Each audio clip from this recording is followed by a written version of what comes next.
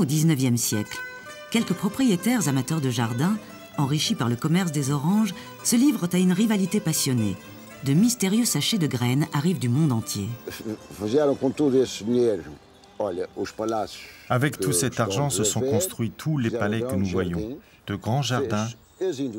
On a développé des industries. Cet homme dont nous voyons la statue là-bas fut un homme clé. Ce ne fut pas le seul. Mais c'est un homme qui savait transmettre ce qu'il avait appris lors de ses voyages. C'est pour cette raison qu'on voit deux parcs, l'un à côté de l'autre. Il y en a aussi un troisième. Ce sont tous des parcs privés. Ce sont les parcs de la ville. Il y en a d'autres plus petits. Le parc de l'université, par exemple, est aussi très joli. Il existait une compétition entre eux. Imaginez, l'un d'eux a attendu 6 mois les graines d'un araucaria. Et alors qu'il était fauché, il a attendu que l'ami d'un ami les lui amène. Bon, c'est ce qu'on raconte.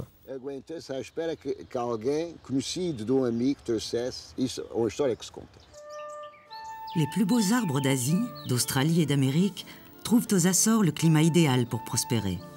Le jardin d'Antonio Borges est le favori des enfants, qui aiment se cacher dans ces grottes.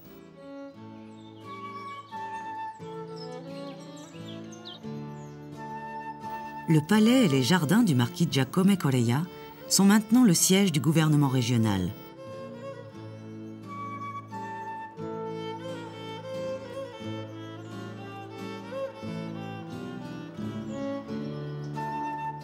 Situé juste à côté, le parc José do Canto offre une ambiance différente aux amoureux de quiétude.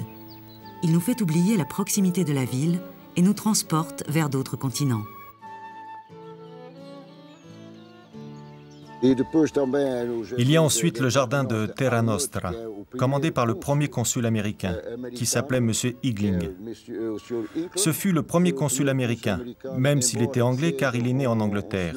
Et donc, ce M. Igling a engagé un architecte anglais pour réaliser le parc de Flore. C'est pour cette raison qu'il est un peu différent des autres parcs, qu'il a l'empreinte de cet architecte anglais.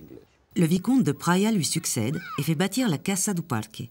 Son épouse, passionnée de botanique, crée un splendide jardin de 2 hectares. Le parc Terra Nostra a aujourd'hui environ 2 siècles. C'est un parc qu'il faut toujours améliorer, où il faut trouver de nombreuses variétés de plantes, de nombreuses espèces différentes. En ce moment, il y a 300 camélias différents les uns des autres. On y trouve également une collection d'environ 600 cycas. Et aussi une collection de fougères, qui doit compter près de 200 espèces différentes. Et donc, 10 jardiniers y travaillent. En 1935, la famille de Vasco Bensaude rachète la propriété. Amoureux des plantes, il étend le jardin sur 12 hectares et demi. Restauré depuis 1990, il est enrichi de plus de 3000 arbres et de nombreuses collections. Cycas, fougères ou rhododendrons de Malaisie, qui, fait unique en Europe, poussent à l'extérieur sans aucune protection.